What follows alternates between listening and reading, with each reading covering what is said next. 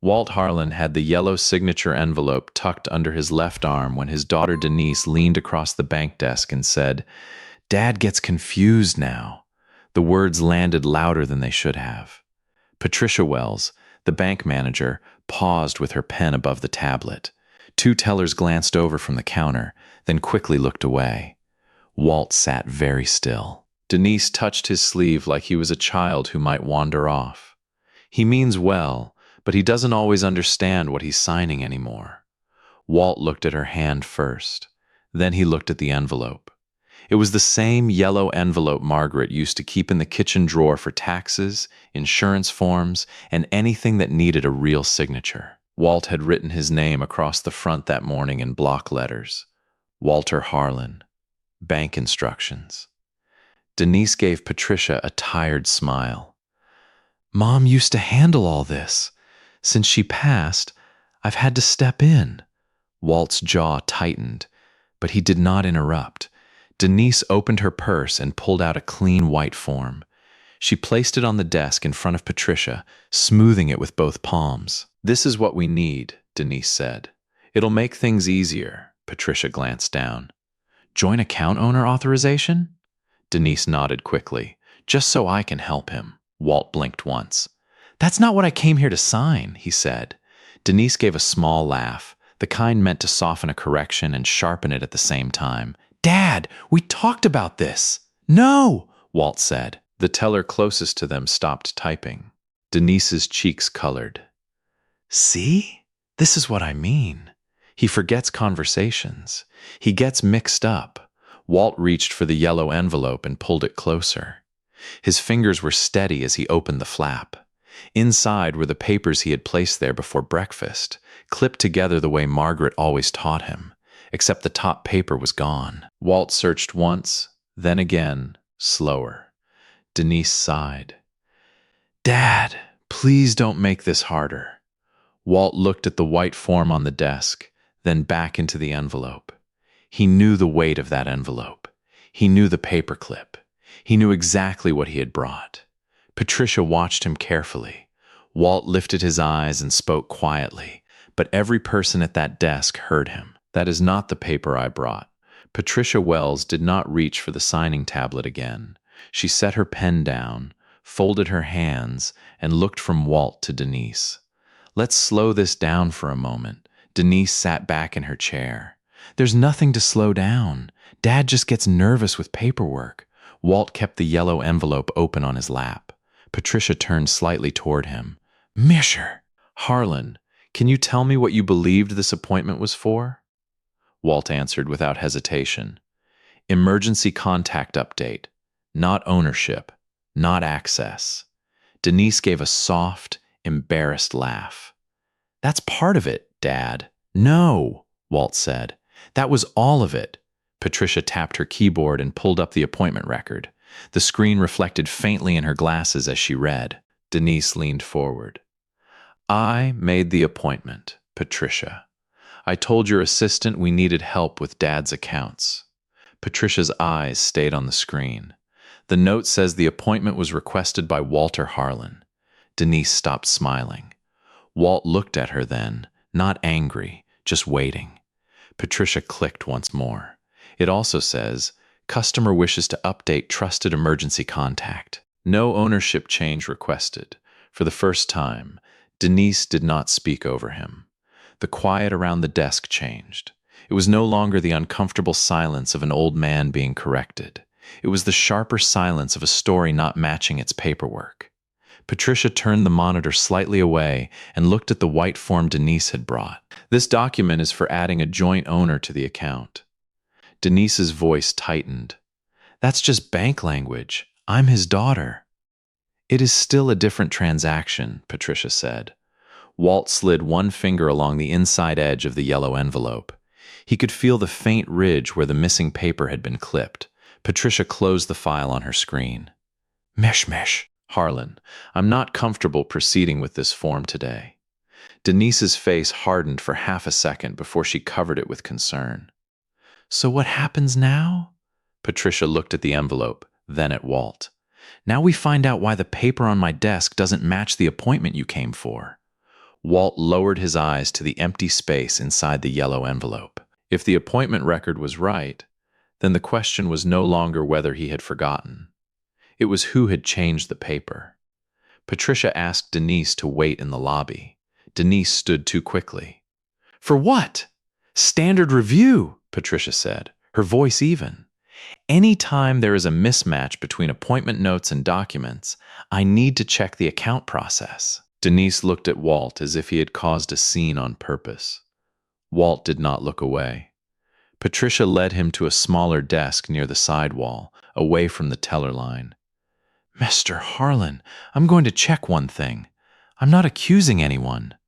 "I understand," Walt said. Through the glass partition, he could see Denise near the deposit table with her phone in her hand. She was typing fast, then stopping, then typing again. Patricia disappeared into the back office for less than 5 minutes. When she returned, she carried no papers, only a printed still image folded once in her hand. She sat down across from Walt and lowered her voice.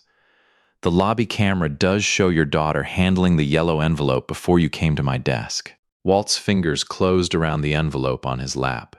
Patricia unfolded the still image and turned it toward him. It showed Denise standing at the deposit table. The yellow envelope was open in front of her. One hand held the flap back, and the other was inside the envelope. The picture was clear enough to show the envelope, not clear enough to show what was in her hand. Walt stared at the image for a long moment. "That was before we sat down?" he asked. "Yes," Patricia said, "about 4 minutes before." "She said she was getting a mint from her purse," Walt said. Patricia did not answer that. Across the lobby, Denise looked up from her phone. Her eyes moved from Patricia to the photograph, and her face changed just enough for Walt to notice. Patricia folded the image again. "This does not tell us what happened to the missing paper." "No," Walt said, but it told him something else. Denise had opened the envelope when he was signing the visitor clipboard at the front counter. Patricia slid the folded still across the desk. "Take this with you. If you remember anything else about what was inside that envelope, write it down today." Walt placed the still inside the yellow envelope. Then he looked through the glass at his daughter, still standing near the deposit table. If Denise had only straightened his papers, why had she never mentioned touching them? Evan found Walt at the kitchen table with the yellow envelope open in front of him. His grandfather had not taken off his coat yet. "Grandpa?" Evan said from the doorway. "Mom said the bank appointment got mixed up." Walt looked up. "That's one word for it." Evan came closer and saw the folded camera still beside the envelope. He did not touch it until Walt nodded. "That's Mom?" Evan asked. "At the deposit table," Walt said. 4 minutes before we sat down. Evan's face tightened, but he stayed quiet. Walt emptied the envelope one item at a time. Appointment card, blank deposit slip, old copy of his driver's license, a folded list in his own handwriting, and the camera still Patricia had given him. Then he turned the envelope upside down. Nothing else fell out. "I clipped the form right here," Walt said. He pointed to the inside seam. Evan leaned over and saw 2 shallow dents pressed into the yellow paper. Paperclip marks. Walt ran his thumb beside them. Margaret hated loose papers, said important things had a way of walking off. Evan looked at him. "You're sure it was clipped there?" Walt reached into the envelope again and pulled the inside flap flat against the table. A tiny torn triangle of white paper clung near the glue line. Evan bent closer. "Wait." He touched it gently, then stopped. "That's from a page." Walt nodded once. The torn piece was so small it would have meant nothing to anyone else, but it sat exactly where the missing form had been clipped that morning. Evan picked up Walt's handwritten list. "This says emergency contact update." "That's what I wrote after I called the notary," Walt said. "The notary?" Walt tapped the torn corner. "Linda Carver. She watched me sign the original form 3 weeks ago." Evan's eyes moved from the torn paper to the camera still. "Then Mom didn't just bring the wrong form," he said. Walt closed the envelope slowly, careful not to disturb the little scrap. No, Walt said. Somebody took the right one out. Evan stared at the yellow envelope like it had become something heavier than paper. Walt reached for the phone on the table. If Linda has a record of what I signed, he said, then we'll know exactly what's missing. Linda Carver answered on the fourth ring, her voice sharp with wind, like she was walking between appointments. Carver Notary. Linda, it's Walt Harlan. She softened at once. Walt, is everything all right? Walt looked at Evan, then at the yellow envelope lying open between them. I need to ask about a document you notarized for me 3 weeks ago. There was a pause, then the sound of a car door closing. Give me the date. Walt read it from his handwritten list. Linda was quiet while she checked something. Paper rustled. A drawer opened and shut. I have it, she said. March 8th, 10:15 a.m. Your kitchen table. Evan leaned closer. Linda continued, document title, Emergency Contact Instruction.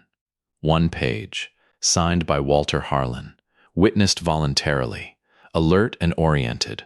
Walt closed his eyes for half a second.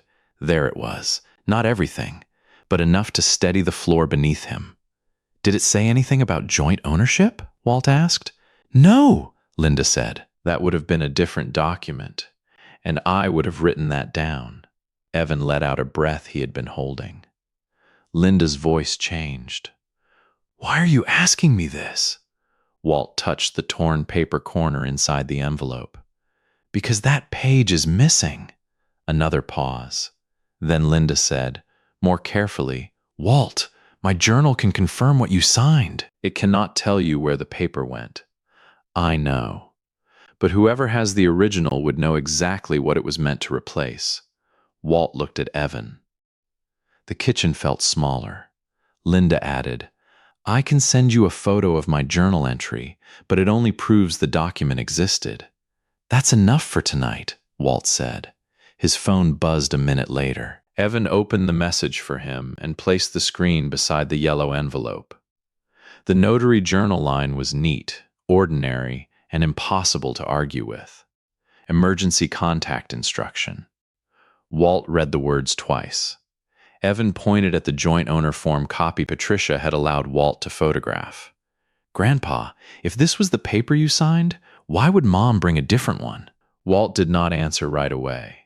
He slid Linda's journal photo into the envelope with the camera still and the appointment card. Then he said, That's what we need to find out. Walt called Patricia Wells the next morning before the bank doors opened.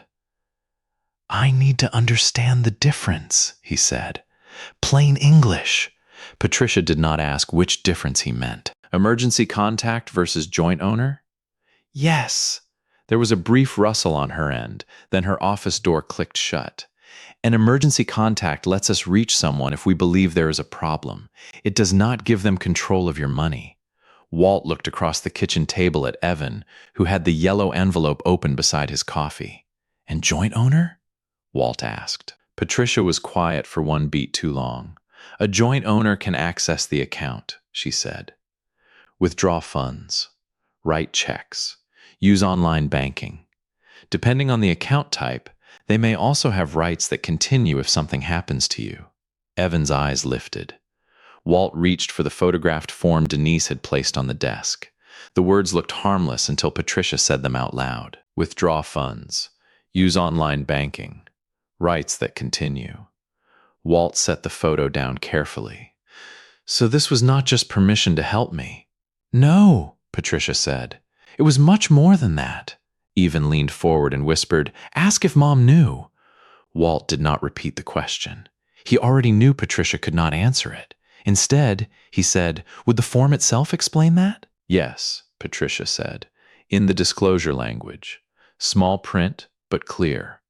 Walt thought of Denise smoothing the paper with both palms and saying, It'll make things easier. Patricia continued, Mr. Harlan, I can't discuss another person's intent, but I can tell you the form brought to my desk would have changed legal access to your account. That was the micro payoff, clean and cold. The missing paper was not just missing. It had been replaced by something powerful. Walt slid the photo of the joint owner form into the yellow envelope behind Linda's journal entry. It no longer felt like a folder of confusion. It felt like a trail. Evan stared at the envelope. Why would she need ownership if all she wanted was to be called in an emergency? Walt tapped the edge of the envelope once, thinking. Then he looked at the small reference number printed on the photographed form. "Patricia," he said, lifting the phone again, "can I request my account activity notes?" Patricia answered carefully. "Yes," she said. "You can," Patricia called back just after lunch. Walt had been sitting at the kitchen table with the yellow envelope closed in front of him, one hand resting on it like he was keeping it from disappearing again. "I printed your account activity notes," Patricia said. "There is something you should see." Evan drove him to the bank, but Walt carried the envelope himself. Inside Patricia's office, she did not offer the signing tablet this time. She placed a 2-page account history on the desk and turned it toward Walt. "There was an online access request submitted 2 weeks before your appointment," she said. Walt read the first line slowly. Request type, online banking access. He looked at the name beside it, Denise Harlan Pierce. Evan shifted in his chair. "Mom requested access?" Patricia nodded once. "It was denied because there was no written authorization from Mr. Harlan," Walt kept reading. The request had been filed on a Tuesday morning.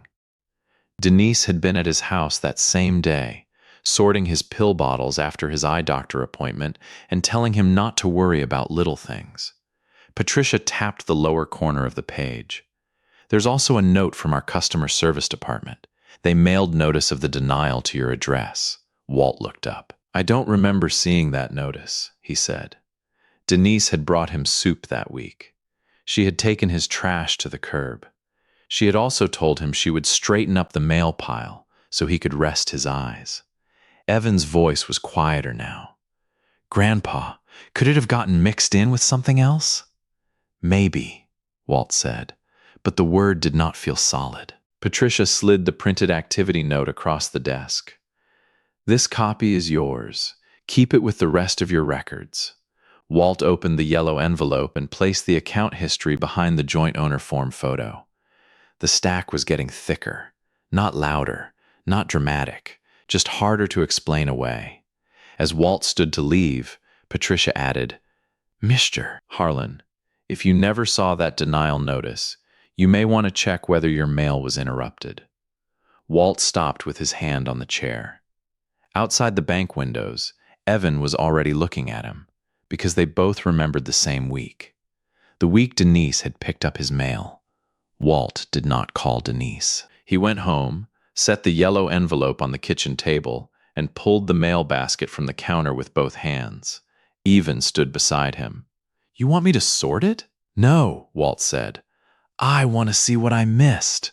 They worked slowly. Church bulletin, grocery flyer, Medicare statement, a birthday card from Margaret's cousin in Ohio that Walt had never opened because Denise had stacked it under coupon books. Then Evan found the small green slip. "Grandpa!" Walt looked over. It was folded inside an old pharmacy bag, the kind Denise used to gather loose mail when she said she was helping him keep the house neat. Walt took the slip and flattened it with his palm. Certified mail notice. The sender line showed the bank's name. The date was the same week Patricia said the denial notice had been mailed. Walt's eyes moved to the bottom, held for pickup. Evan reached for his phone. "There's a tracking number." Walt nodded once. "Check it." Evan typed it in, then went still. "What?" Walt asked.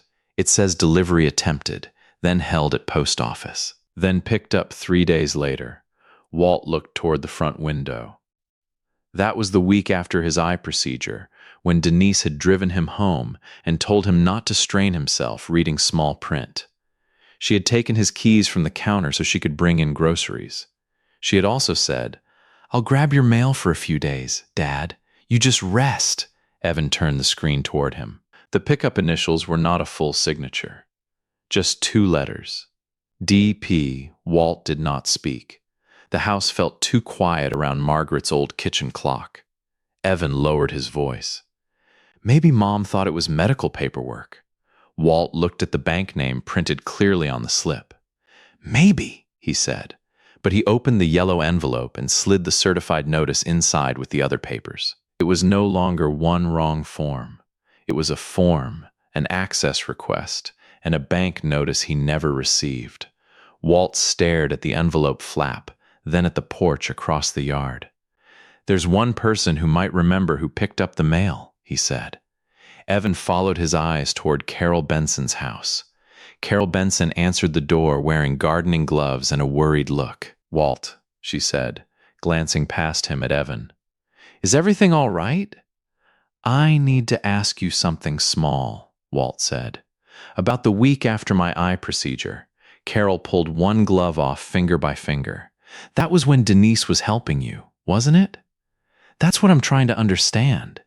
They sat on Carol's front porch because she said the house smelled like potting soil. Walt placed the yellow envelope on his knees, not open, just present. Carol looked at it. I remember that envelope. Evan leaned forward. You do? Carol nodded slowly. Denise had it one afternoon. Bright yellow, hard to miss. Walt kept his voice calm. Was she carrying mail? Carol's face tightened with the discomfort of someone realizing a harmless memory might not be harmless anymore. She brought your mail in twice, Carol said. I saw her from the window. Most of it went in that little porch basket Margaret used to keep by your door. Most of it? Evan asked. Carol looked down at her gloves. There were a few envelopes she put in her tote bag, she said. White envelopes. One looked official. I assumed it was medical or insurance. Walt stared toward his own porch. The old basket still sat beside the door, faded from sun on one side. Did you see a bank envelope? He asked. Carol hesitated. I can't swear to that. I won't say what I don't know. Walt nodded. That's fair. But I remember the return address had a blue logo, Carol said, and Denise looked around before she tucked it away. Evan's jaw tightened. Carol touched Walt's sleeve. I should have said something. You didn't know there was anything to say, Walt answered. For a moment, nobody spoke. Then Carol added, almost reluctantly, there was one more thing. Denise had your yellow envelope under her arm that same day. Walt looked down at the envelope on his lap. The object had followed Denise before the bank appointment, before the wrong form, before the missing notice became a question. Walt stood carefully. Thank you, Carol. As he and Evan crossed back toward the house, Evan said, Grandpa, why would Mom have that envelope before the bank? Walt looked at the sealed flap in his hands. That was the question he was afraid to answer. Walt did not open the yellow envelope again until the house was quiet. Evan had gone to make coffee, and the kitchen clock ticked above the stove with the same soft click Margaret used to complain was too loud for such a small thing. Walt laid every paper in order across the table. Appointment card, camera still, notary journal photo, joint owner form, account activity notes, certified mail slip, a blank sheet where he wrote Carol's name and the date. Then he picked up the yellow envelope and felt along the inside seams. There's a back pocket, he said. Evan turned from the counter. What? Walt slid 2 fingers under the folded liner near the bottom. Margaret had bought envelopes like that because she said cheap ones lost receipts. Something thin caught under his nail. He pulled slowly. A small, cream-colored note came out, folded once. Walt knew Margaret's handwriting before he saw a single word. His hand stopped moving. Evan came back to the table but did not sit. Walt opened the note. Help is not the same as control. That was all it said. 6 words, written in Margaret's careful script, with a small underline beneath control. Walt let out a breath that sounded almost like pain. Evan whispered, Grandma wrote that? Walt nodded. She said it after Denise argued with her about the checkbook, he said. I thought it was just one of those things your grandmother said. He touched the edge of the note with one finger. For the first time, the investigation did not feel like papers proving a mistake. It felt like Margaret had seen something coming and left him a hand on his shoulder. Evan sat down across from him. Grandpa, What do you want to do? Walt looked at the evidence spread across the table, then at the note. No anger rose in him, only a steady kind of sadness. I want the bank to see the whole thing, he said. And I want your mother in the room when they do, Evan swallowed. Are you sure? Walt folded Margaret's note and slid it into the yellow envelope last, on top of everything else. No, he said. But I'm ready the next morning. He called Patricia Wells and asked for one final review of the meeting day footage. The bank conference room was smaller than Walt expected. One round table, 4 chairs, a wall clock, and a dark television screen mounted above a cabinet. Patricia Wells had placed a box of tissues near the center, but nobody touched it. Denise sat across from Walt with her purse tight against her ribs. I don't know why this has to be some formal meeting. Walt set the yellow envelope on the table. Evan sat beside him, quiet. Patricia entered with a thin file and closed the door behind her. This is not a disciplinary meeting, she said. This is a record review requested by Mr. Harlan. Denise looked at Walt. Dad, this is humiliating. Walt did not answer. Patricia placed the appointment note beside the envelope first, then the joint owner form, then Linda Carver's notary journal photo. Each paper landed softly, but Denise flinched at the sound. Patricia turned on the screen. The first camera still was incomplete. The full review gives us a clearer sequence. Denise's lips parted. Patricia, I'm only showing the portion relevant to Mr. Harlan's documents. The video began without sound.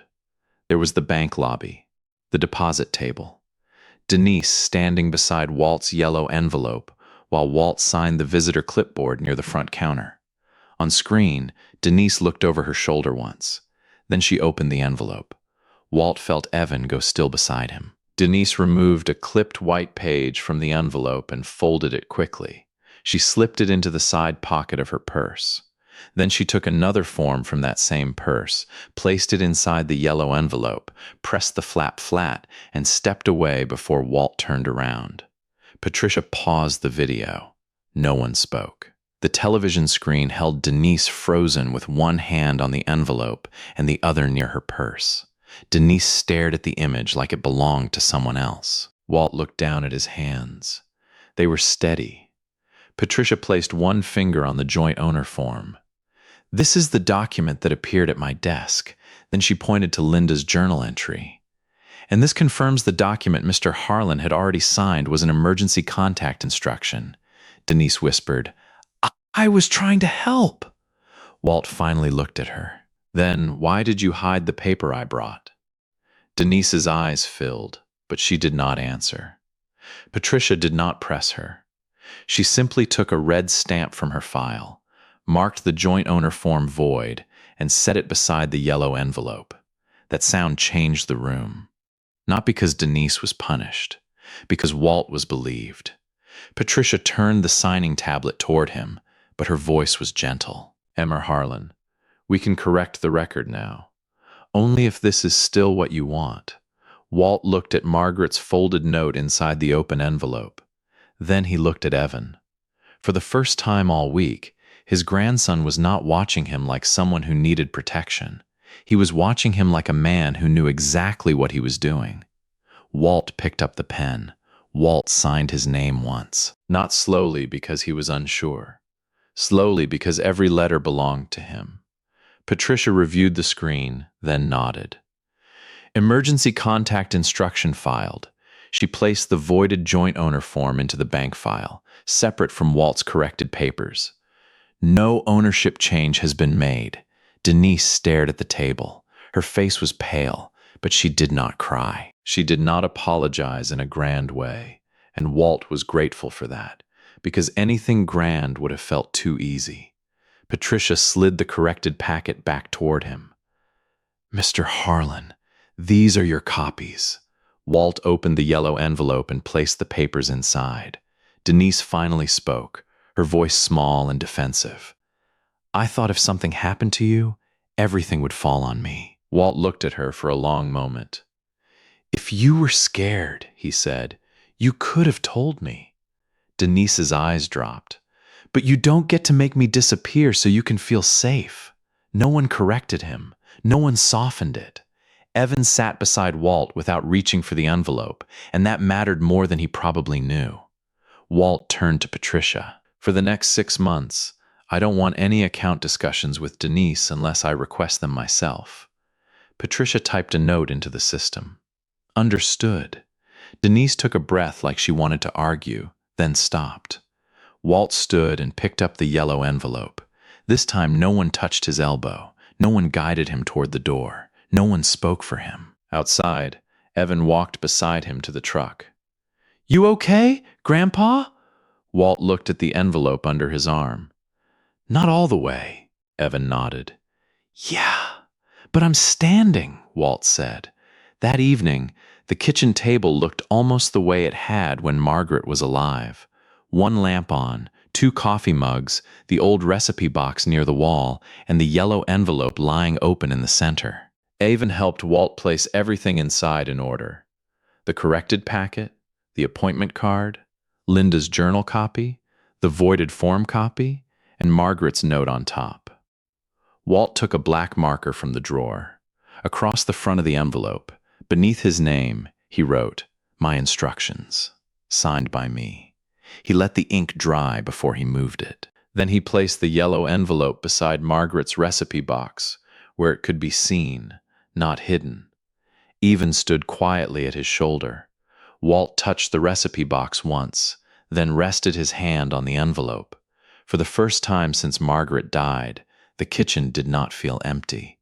It felt protected.